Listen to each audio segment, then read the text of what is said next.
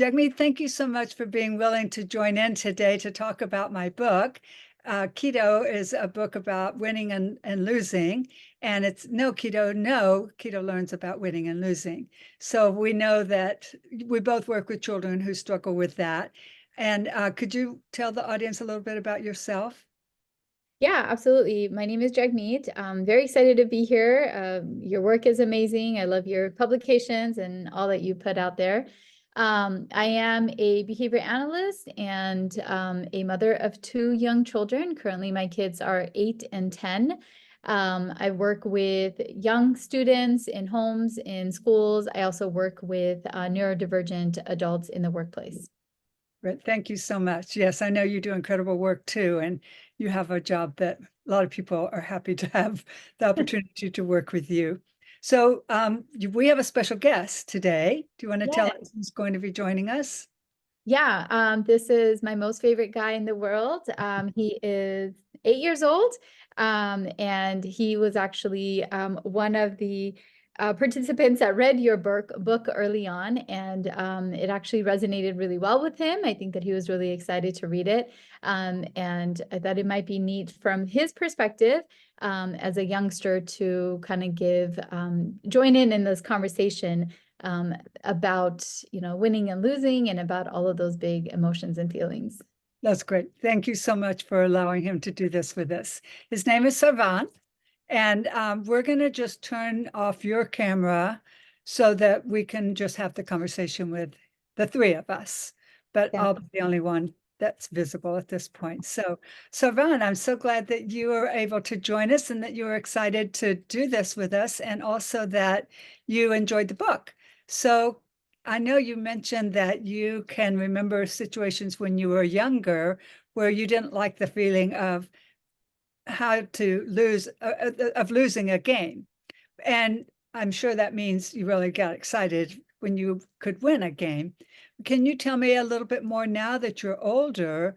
It sounded like you were saying that you know how to handle losing games now. So how do you do that? Because I think it's hard for a lot of kids to know how to handle disappointments like that when you are excited and hoping that you win, and then it's such a letdown when you don't. So how I handle that is like I don't care about winning or losing. I just care about if I'm having fun or not. Sometimes I could be referee. If there's no referee, I could just watch. And most of the times I actually get involved with it. And yeah. So as long as you're doing something and having fun with friends, it's fun. Yes. Yes. Yeah, and it's not really all about winning and losing. So, as you know from reading the story, for Keto at the beginning of the book, that is what it was all about, wanting to win and being sort of afraid that what it would be like for him if he were to lose. Do you see kids at your school who have a hard time if they don't win something? Yes. I see a lot of kids. Um Yeah, when I'm watching, I see after the game when the bell rings, a lot of people, some people are crying, some people are like very unhappy, they're mad and all that. Well, that's must be hard to put an abrupt stop to your play, and then when you're upset on top of it, and then do they have ideas of what to do? Does somebody help them? Are you able to kind of soothe them so they're ready to go again the next day because they've learned something from it? Or what do you think happens?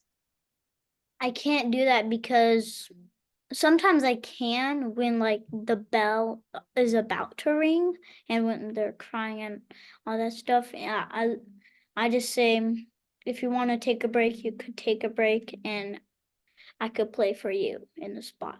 And if it's like after the bell rings, I could just say, it's okay. We could try again next recess or tomorrow.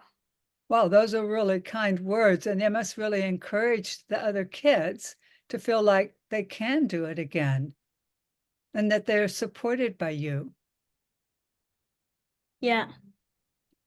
Do they ever let you know that how much that means to them, how important it is to them that you're there to encourage them and to be including them in their game, in the game? Yeah, a lot of people say like thank you and say I'll try that out like tomorrow. Try that out. Yeah. So they're trying new ideas. They Yeah. may be able to think overnight or when they go home or talk about it with their parents when they go home, like this happened at school today and I was so disappointed. I don't know really what to do tomorrow to make it so it's more fun. And so maybe parents or siblings or friends can help later when it's not time to go back into the classroom to come up with ideas. So I'm thinking ideas like maybe practicing the game when it's just skills practice so that they're better at maybe throwing the ball in a game or dodging a ball or playing tag or something like that. Maybe there's strategies that they can learn to make the next day a little easier for them. Yeah, that really happens a lot. I feel like people really take my advice because over like the breaks, like winter break, I see a lot of improvements from people. Like people just started playing. Um, they need improvements, and next thing you know, they're really good. Huh, that's so great to hear. That must be very for the kids who are doing that, it must feel like, oh, I can see a difference too. And now the game's more fun for them to play. And they kind of lean into the game a little bit more and like, oh, if that didn't go well, I wonder what I have to do differently next time so that I am better at it. That's what I think you're saying, right? Yeah, Yeah. And so they're not giving up. They're just trying to figure out what will make a difference to make it easier.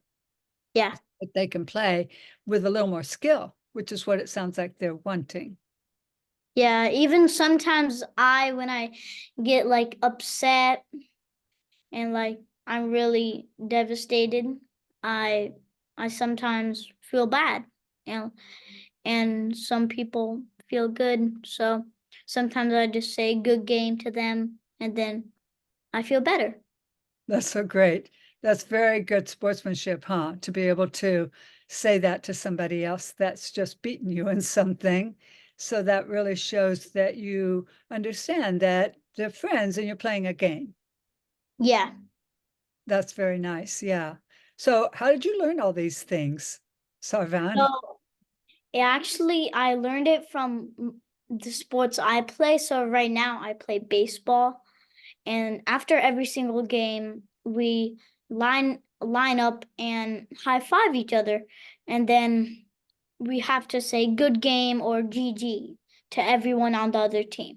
And Wow. sometimes even our own teammates. That's how I that's how I know what to do after we lose and win. Wow, that sounds fantastic way to learn. And to be able to know that you don't do it just in a game, but you do it outside games too, at school and with friends and your Yes. your sister. And Sometimes my sister, yes. so yeah, you've learned a lot. Boy, you've covered a lot of great points. Do you have anything more you wanted to share about the book? Anything that you really liked about it or anything you had questions about? I um I have a question for you. Yes. But then please, I want you to ask if you have any other questions or comments. But do you Okay. know so the story is about the giraffe, and his name is, wait, do you know what the name for giraffe is in Swahili? Let me see if I remember. Kito? Timbo, yeah. Well, Kito is the name of the giraffe, but if you just want to talk about a giraffe in Swahili, you would call it Timbo.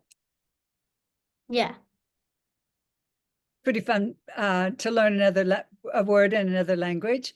And then also, do you know that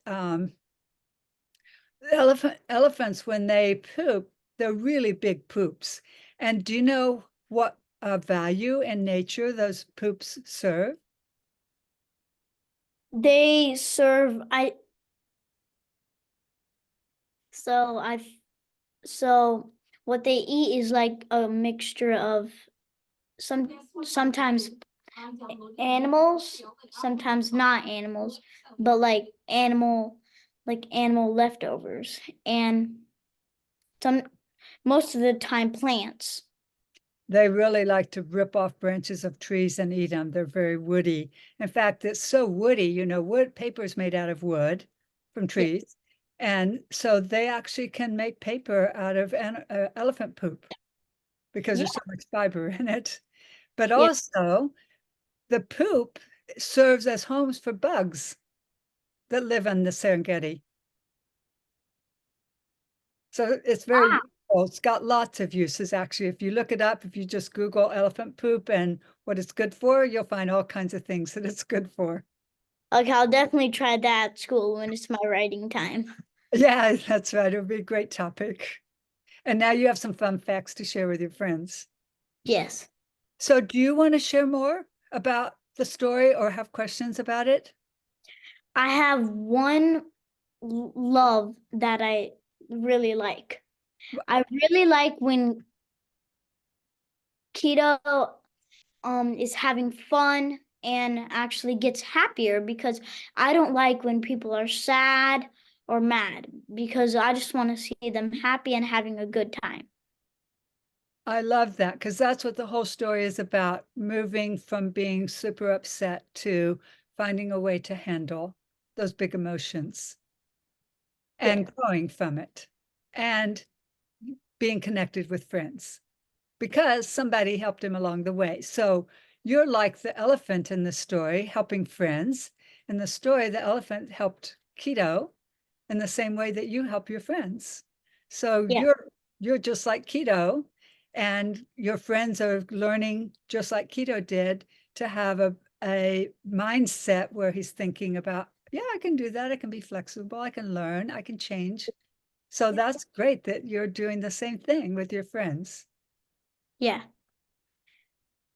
Thank you so much for being on with us today. You really add a lot to the fun of listening to the story for people who are going to hear all about Kito and winning and losing. Thank you again so much for being part of this. Thank you so much for letting me be a part of this. Okay, bye. Bye.